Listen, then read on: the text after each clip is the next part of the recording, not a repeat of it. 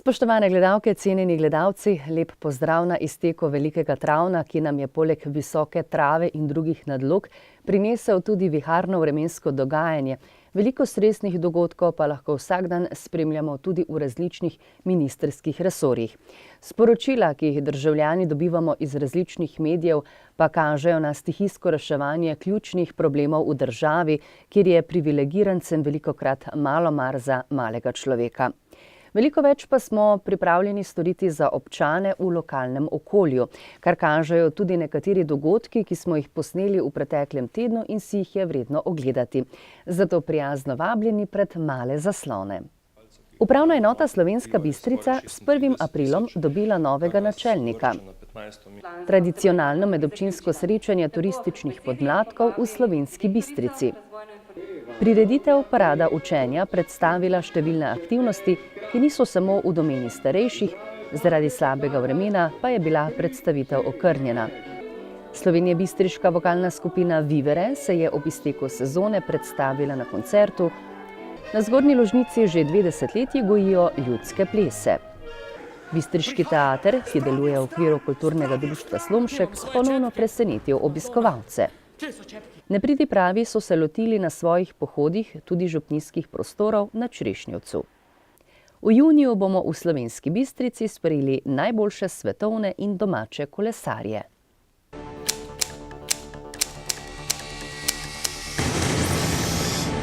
V rubriki Aktualno predstavljamo Emila Trontlja, novega načelnika upravne enote Slovenska Bistrica, ki je službeno stopil s 1. aprilom. Mogoče bi uvodoma nanizala nekaj vaših osebnih podatkov? Ja, najprej vsem skupaj lep pozdrav. Zdaj mladost sem preživel v Rogaški Slatini, nato sem pa se pred par leti preselil v Šmarje pri Jelšah. Zdaj soprogo imava 2 sinova, oba še šoloobvezna otroka. Zdaj po izobrazbi sem univerzitetni diplomirani ekonomist, diplomant ekonomsko-poslovne fakultete v Mariboru. Zdaj moja poklicna pot je bila na nek način kar raznolika. Po končani srednji strojni šoli sem najprej delal kot vzdrževalec v podjetju Steklarna Rogaška, potem sem nadaljeval svojo poklicno pot kot carinski inšpektor v Carnarnici Celje, nato približno 15 let vodil v Interopi filialo Celje, to pomeni, da sem bil nekako v teh logističnih vodah. Za leto 2012 pa sem bil poimenovan za načelnika upravne enote Kranj, no, tako kot ste omenili, s 1. aprilom letošnjega leta pa sem prevzel vodenje upravne enote Slovenska Bistrica. Povejva nekaj stavkov o bistriški upravni enoti, ki je mimogrede približno za polovico manjša kot kranjska, kjer ste prej načelovali, in seveda ob naši bistriški občini pokriva še območje teh preostalih 3 občin v tem prostoru med Pohorjem in Bočem, Oplotnice, Poljčan in pa Makol. Mogoče najprej za začetek nekaj osnovnih statističnih podatkov. Zdaj število prebivalcev, ki jih upravna enota pokriva, je skoraj 36 tisoč, kar nas uvršča na 15. mesto med vsemi 58 upravnimi enotami v Sloveniji. Zdaj po površini gre pa za teritorij velikosti 370 kvadratnih kilometrov, kar nas površča na 21. mesto.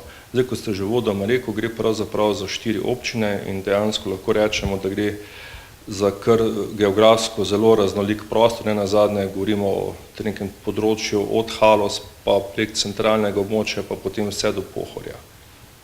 Zdaj skupno pokrivamo 133 naselij, upravne storitve pa izvajamo seveda jasno na sedežu upravne enote tukaj v Slovenski Bistrici, pa še tudi na 2 krajevnih uradih, to so Poljčane ter Oplotnica. Zdaj organizacija dela v upravni enoti je jasno prilagojena poslovnim procesom, tako da se pri nas nekako te vse naloge, ki so potrebne, izvajajo v oddelku za kmetijstvo okolje, potem v oddelku za upravne notranje zadeve, pa v oddelku za občo upravo ter skupne zadeve. Zdaj mogoče še podatek, za sklepanje zakonskih zvez ima upravna enota 3 uradne prostore, in sicer je to poročna dvorana v gradu Slovenska Bistrica, potem poročna dvorana v gradu Štatenberg, pa seveda ta pisarna na sedežu upravne enote. Zdaj hkrati skušamo maksimalno ugoditi tudi željam bodočih zakoncev, da sklenejo recimo zakonsko zvezo na lokaciji, ki njim na nek način bolj bližja, ugodnejša ali kakorkoli. In tako smo v letu 2014 ugodili 18 takšnim željam in realizirali jasno pol sklenitev zakonske zveze. Kakšno je pa kadrovsko stanje v enoti, tako glede števila zaposlenih, kot seveda tudi profilov oziroma usmerjenosti, načrtujete kakšne zapolnitve?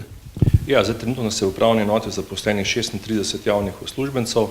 Zdaj pretežno gre jasno zaradi samih postopkov pa narave dela za osebe, ki imamo na nek način družboslovno izobrazbo. Zdaj seveda na področju izdaje gradbenih dovoljenj bi si mogoče zaželeli tudi kakšen kader, ki ima določena tehnična oziroma inženirska znanja. Bomo videli, no, kakorkoli do konca junija načrtujem, da bomo vsekakor končali izbirni postopek za eno zaposlitev, in sicer svetovalca v oddelku za okolje in kmetijstvo za nedoločen čas. Tukaj je bilo vseh vlog, moram reči, da 284, kar tudi kaže na nek način, kako je pravzaprav pomanjkanje delovnih mest v neki regiji. Upravne enote so seveda teritorialni organi uprave, ki odločajo o upravnih zadevah iz državne pristojnosti in morajo seveda pri svojem delu upoštevati tudi določena načela. Tako je, ne. Zdaj, ta splošna načela, ki pravzaprav izhajajo iz samega zakona o javnih uslužbencih, delno potem tudi zakon o splošnem upravnem postopku, ne. In pravzaprav vsa ta načela so na nek način vodilo oziroma okvir za naše delovanje. Bi pa pri tem mogoče poudaril še posebej, no, poleg teh načel se mi zdi izjemno pomembno, da uslužbenci s svojim znanjem, ki ga imamo, ne odločamo samo v nekih upravnih postopkih, ampak pravzaprav iščemo nekak proaktivne rešitve za stranko. To pomeni, da najdemo v okviru problema, katerega recimo je prisoten, neko rešitev, ki je tako zakonita, pa da s tem seveda tudi ne posegamo na področje javnega interesa. Drugi segment, ki se mi tu izjemno zdi tudi pomemben, je to, da nekak upravna enota oziroma vsi ti upravni delavci, ki vodijo postopke, odločijo na nek način predvidljivo. To pomeni, da neka stranka, ki pride k nam z neko vlogo, z nekim zahtevkom, pravzaprav ve, kaj lahko pričakuje od upravne enote v smislu izida rešitve, kot tudi v smislu časovnega aspekta, v kolikšnem času bo ta zadeva rešena.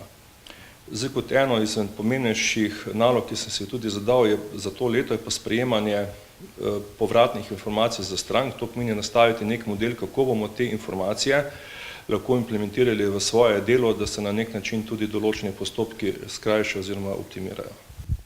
Med pomembnejše naloge na področju reforme javne uprave vsekakor sodi ta odprava administrativnih ovir in pa seveda tudi uvajanje standardov kakovosti, kvalitete v delo javnih uprav.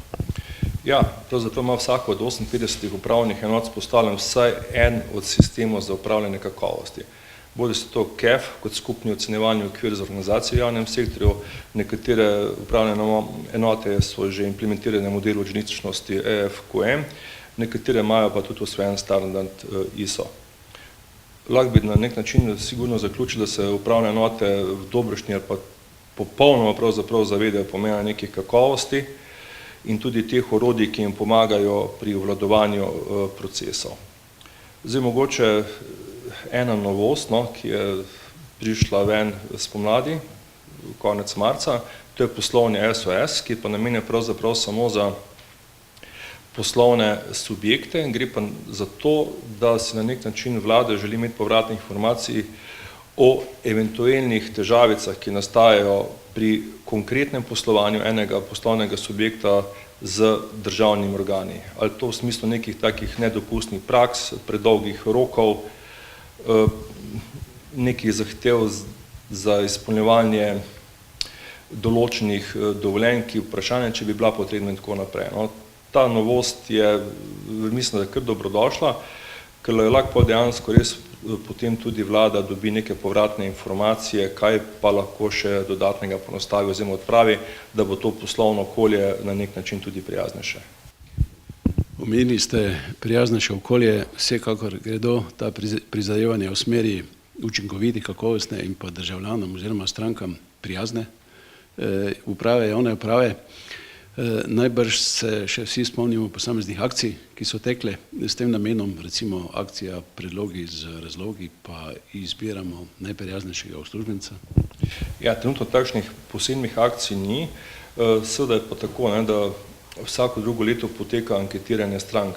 tako poskušamo upravne enote dobiti na nek način povratne informacije od naših teh neposrednih uporabnikov, kako so zadovoljne z posamezni atributi kakovosti naših storitev. Zdaj na nek način je tudi zelo sprejeta strategija razvoja javne uprave do leta 2020, kjer so te stvari, kot je prijaznost, odprtost, dostopnost, učinkovita izraba kadrovskih pa finančnih virov še posebej izpostavljene. Seveda tukaj zraven tudi ta aspekt odgovornosti in transparentnosti delovanja. Bi pa mogoče izpostavil še eno stvar, ki se mi zdi v naslednjih letih mora priti še do večje veljave, in to je pravzaprav delovanje državnega aparata po načelih vitkosti. V tem kontekstu pač takole mislim, da seveda imamo že dobre prakse iz realnega sektorja, kako lahko z metodami, tehnikami, vitke proizvodne ali pa vitke organizacije delovni proces na nek način prečekiramo, vidimo, kaj so tiste aktivnosti, ki prinašajo, če rečemo, neko dodano vrednost oziroma so potrebne, katere so pa tiste, ki jih lahko opravimo na nek način drugače ali pa celo odstranimo. To pomeni stvari narediti na čim bolj enostaven način, čim bolj preprosto, jasno, zakonito, da zadovoljujemo pač potrebe državljanov, pa da s tem tudi jasno to izvajamo od neki gospodarni rabi proračunskih sredstev. Poglejte, upravne enote so pravzaprav nek servis v stalnem stiku, stalnem kontaktu z državljani, z strankami, in tu se seveda takoj samo po sebi postavi vprašanje učinkovitosti. Je sploh izmerljiva, kako je izmeriti? Verjetno eden od pripomočkov so tudi upravne statistike.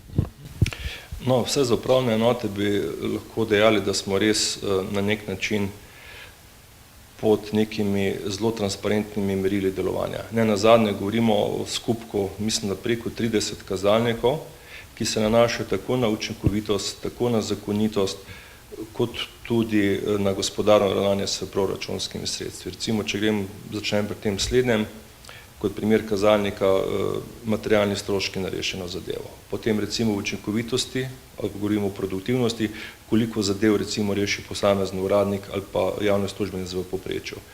Potem, ko govorimo pa o kazalniku, rečemo temu zdaj kakovosti, recimo koliko odločb v promilih ali še manjšem odstotku je bilo pravzaprav odpravljenih.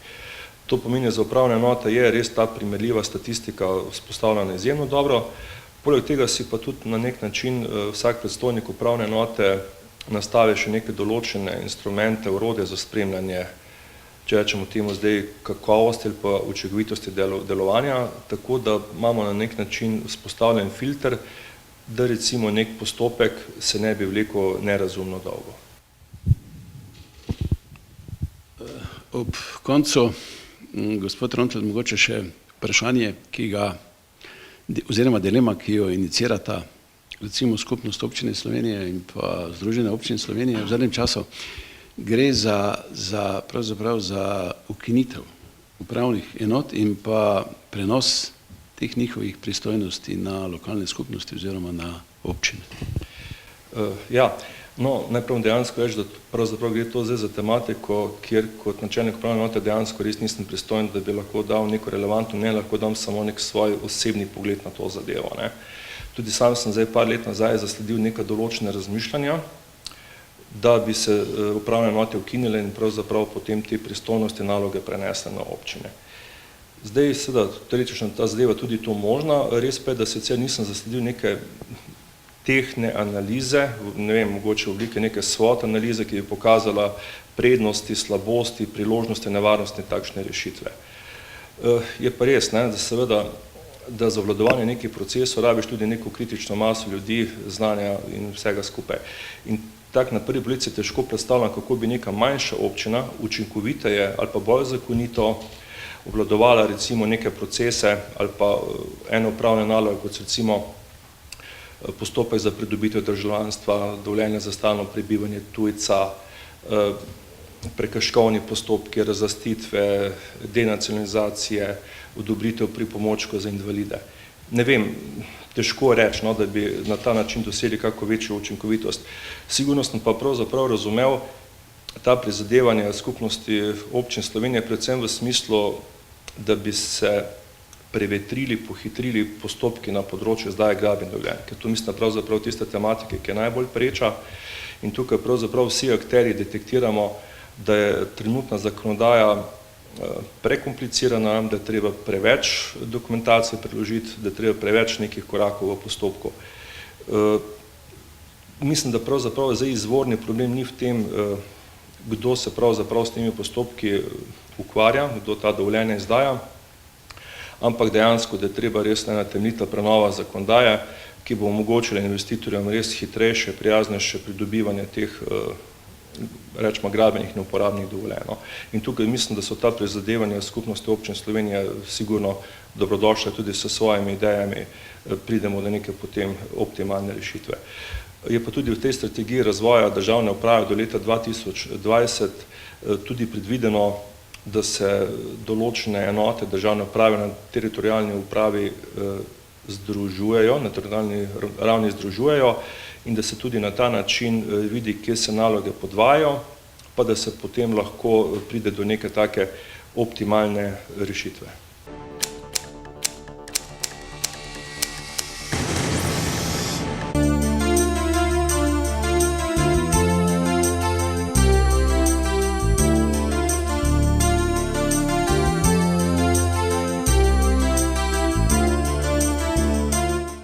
V rubriki Lokalne novice si boste lahko gledali pisano paleto dogodkov, vsi pa se nekako zlivajo z majem, ki je že od nekdaj ljudem najbolj pri srcu.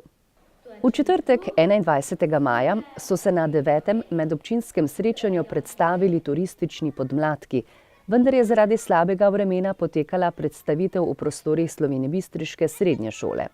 Škoda, saj bi si lahko prireditev na prostem ogledalo veliko več obiskovalcev. Mrežo prijateljstva lahko mladi tkejo na več načinov. Eden pa je gotovo proučevanje značilnosti domačega kraja, kjer se srečujejo z odraslimi in vrstniki.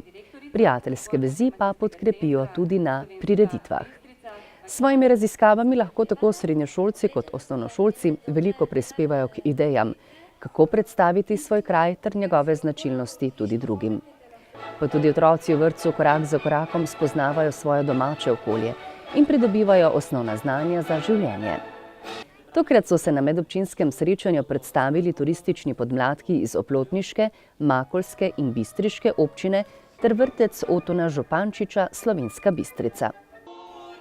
Za petek 22. maja je bil v Slovenski Bistrici načrtovan največji izobraževalni sejemski dogodek, parada učenja, vendar so zaradi dežja nekatere popoldanske predstavitve odpadle in bodo potekale v drugem terminu. Parada učenja v organizaciji Ljudske univerze Slovenska Bistrica je postregla obiskovalcem s predstavitvami najrazličnejših oblik vseživljenjskega učenja, ki niso samo v domeni odraslih, ampak vseh generacij. Okrog 700 obiskovalcev je pozdravilo dejavnosti Centra za starejše Metulj. Učenci osnovne šole Pohorskega odreda so predstavili raziskovalne naloge. Z zabavnim ritmom so se pridružili narodno-zabavni zvoki ansambla Navihanci iz varstveno-delovnega centra Polž. Srednješolci so plesali četvorko v okviru vseslovenskega projekta. Program je zaključila srednješolska glasbena skupina Tip Slip. Ob stojnicah pa so še kar nekaj časa vztrajali predstavljavci izobraževalne ponudbe. 22. maja je bistriška vokalna skupina Vivere, ki je bila ustanovljena leta 1994 pod umetniškim vodstvom Tadeja Kušarja, na letnem koncertu predstavila del svojega repertoarja, ki je obsegal pesmi iz narodne zakladnice, dodali pa so še nekaj drugih priredb svetovnih uspešnic.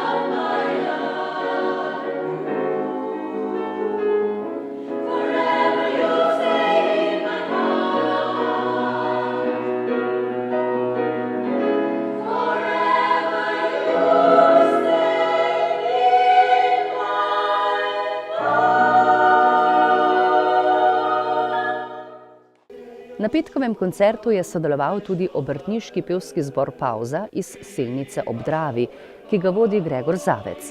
Prepevali pa so predvsem narodne pesmi slovenskih pokrajin.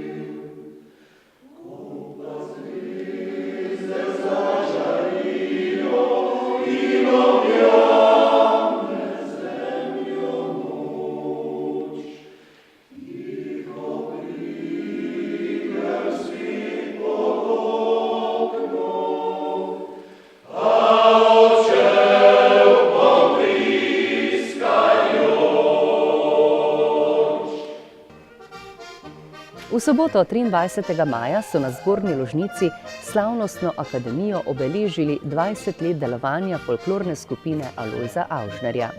Najprej so ljudske plese, šege in navade uprizarjali s pesmijo in plesom člani odrasle skupine, mlajši pa so se pridružili pred 3 leti.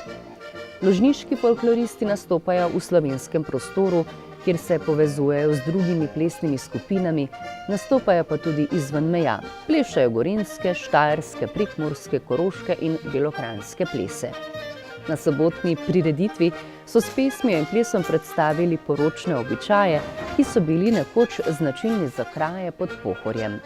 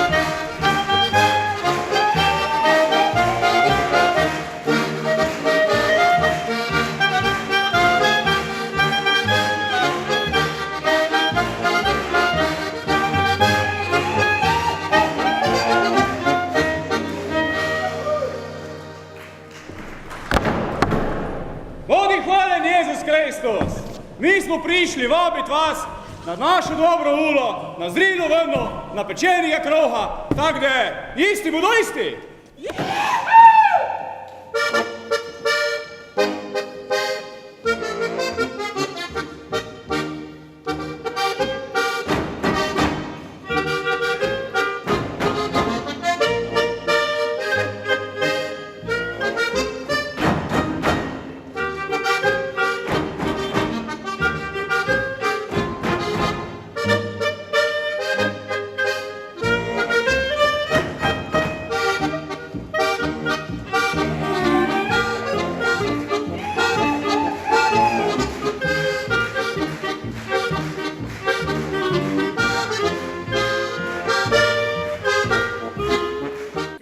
V nedeljo 24. maja smo si v Slomškovem domu v Slovenski Bistrici v izvedbi Bistriškega teatra ogledali komedijo z naslovom Šahmat ali šola moralne prenove za može in žene.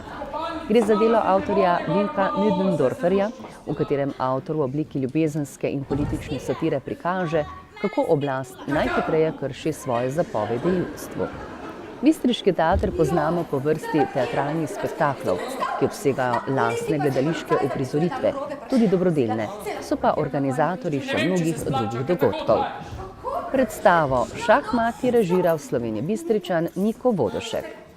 Ne, Gabi, ko si že omenila kontejner pa smeti, bi bila tako dobra in mi odnese smeti.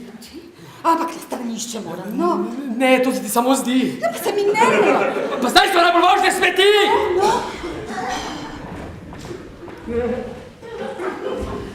Vidva, kar nadaljujta. Samo smeti odnesem.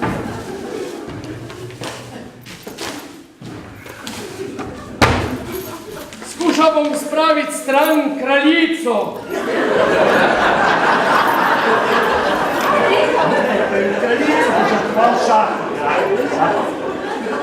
Smeti!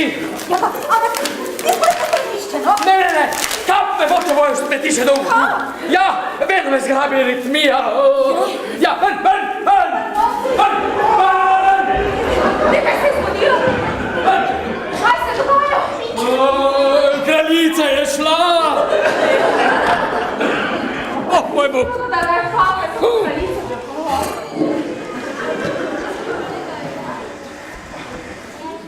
Sem že, zdaj lahko greste. Ne, vi greste!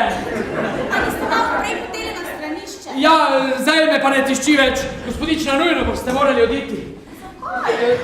Zato, ker čakam ženo, mislim, bodočo ženo, pa zdaj je klicala, pa da pride in je že tu. Jaz pa sem mislila, da ste novec. Ja, sej sem bil, pa sem se še enkrat poročil. Aha, kje pa je Ludi? Nekje v bližini, tu. Počakala, da bom spali. Širala se bom. Ja. Od kave sem čisto lepljiva. Vredo.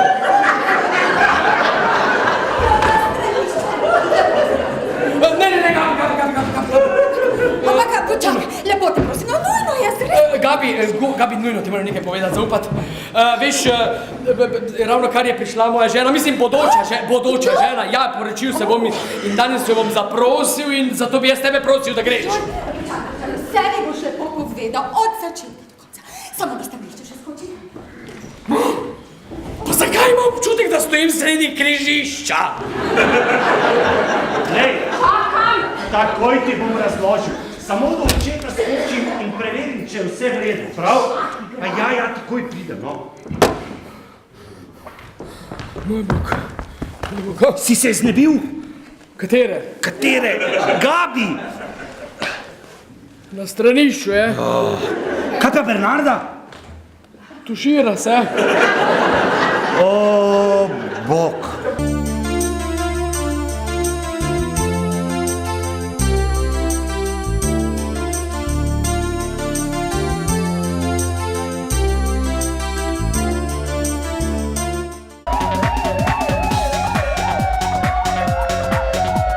Policisti Slovenje Bistriške policijske postaje so pretekli in ta teden zabeležili naslednje dogodke in pojave. S področja kriminalitete je bilo obravnavanih 19 kaznivih dejanj, od tega 12 tatvin, 4 poškodovanja tuje stvari, 1 goljufija, 1 zanemarjanje otroka in surovo dejanje ter mučenje živali. Poljčane. Iz skladišča na prostem je nekdo ukradel več pletenih ograjnih mrež, trgovino pa oškodoval za 1000 evrov. Ogljenšak. Na dvorišču stanovanjske hiše je nepridiprav poškodoval 3 osebna vozila, del vrtne ograje, senzorsko luč in izpulil cipresi. Škode je za 7000 evrov. Slovenska Bistrica. Iz skladišča ene v trgovini je neznanec ukradel več dekorativnih izdelkov, kristal in brisače, z dejanjem pa povzročil za 3500 evrov škode. Policisti so obravnavali krajo avtomobilskih ključev, ki se je zgodila v Mariboru. Čerešnjevec. Iz župnijskih prostorov je bila ukradena gotovina, skupne škode pa je za 2000 evrov. Leskovec. Iz gospodarskega poslopja je neznani nepridiprav odpeljal kosilnico s frezo in lastnika oškodoval za 2500 evrov. Zgornja Polskava. Iz zunanjega skladišča nekdo kradel 15 plinskih jeklenk gospodinjskega plina v vrednosti nekaj nad 360 evrov. Na počivališču Polskava je neznani storilec iz tovornega vozila iztočil okrog 350 litrov goriva. Škoda je za 400 evrov. Zgornje Grošovje. Z dvorišča je nekdo kradel del kardanske gredi kosilnice ter gred samonakladalne prikolice, lastnika pa s tem oškodoval za 1500 evrov. Z področja prometne varnosti so policisti obravnavali 13 prometnih nesreč, podali 5 obdolžilnih predlogov, izdali 20 plačilnih nalogov, začasno odvzeli 6 vozniških dovoljenj in zasegli 1 vozilo. Zaradi kršenja javnega reda in miru so posredovali 6-krat, obravnavali pa so še prekršek zakona o proizvodnji in prometu s prepovedanimi drogami.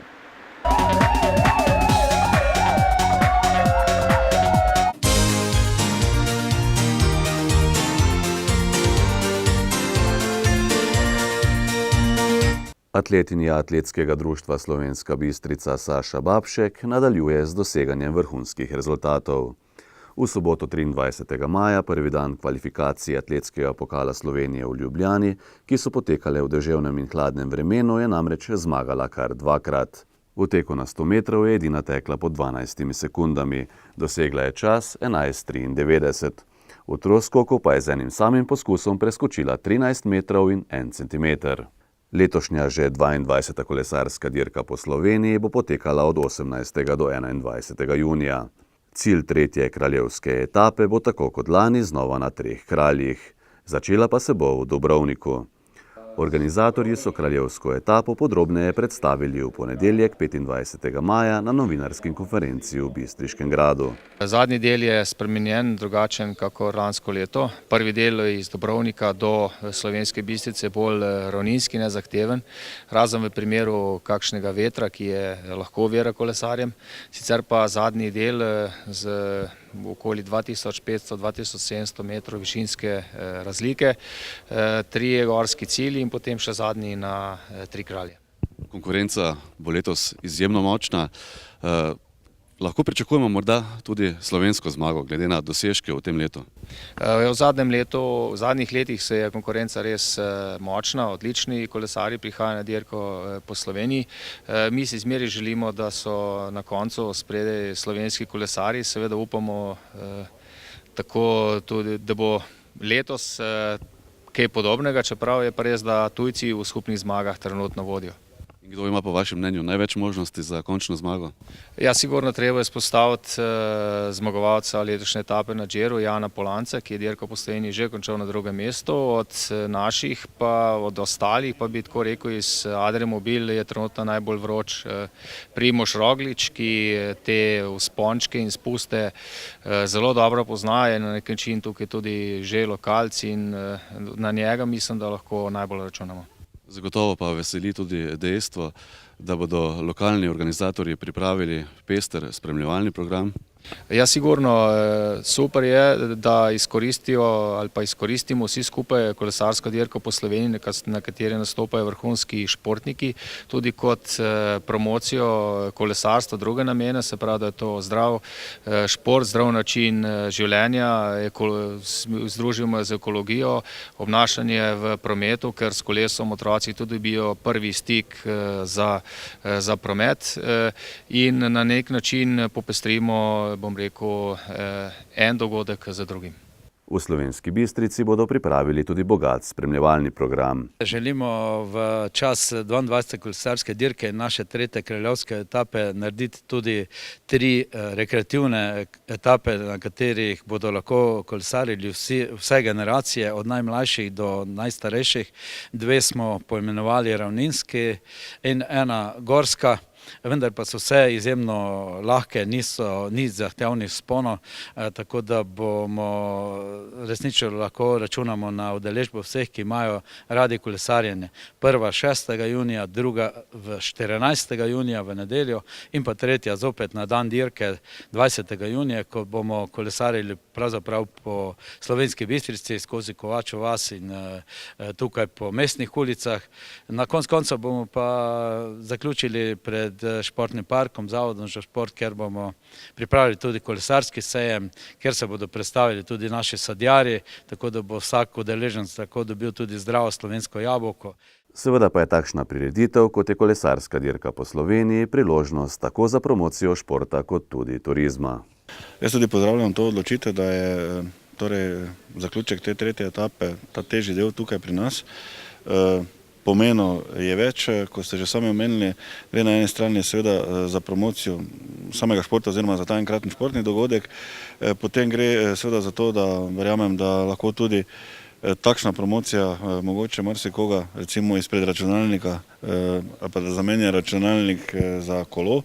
Nenazadnje pa seveda gre skozi to tudi za promocijo naših krajev, v tem smislu seveda tudi turizma in vsega, kar k temu sledi. In moram reči, da seveda se tudi vsi akterji, ki na tem področju pri nas delajo, torej na področju turizma in pa na področju športa, vključujejo v samo organizacijo.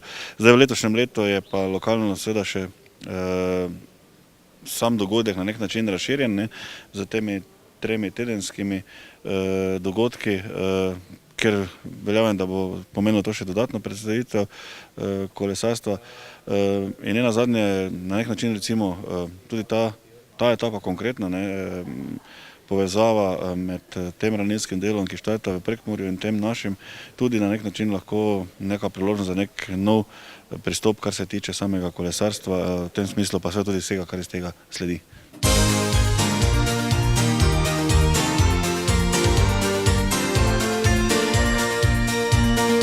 Spoštovani, zadnja oddaja Velikega travna se je iztekla, prihaja pa nov mesec, Rožnik. Vsi pa si želimo, da bi bilo v prihodnjih dneh manj ledenih novic in več prijaznih sporočil.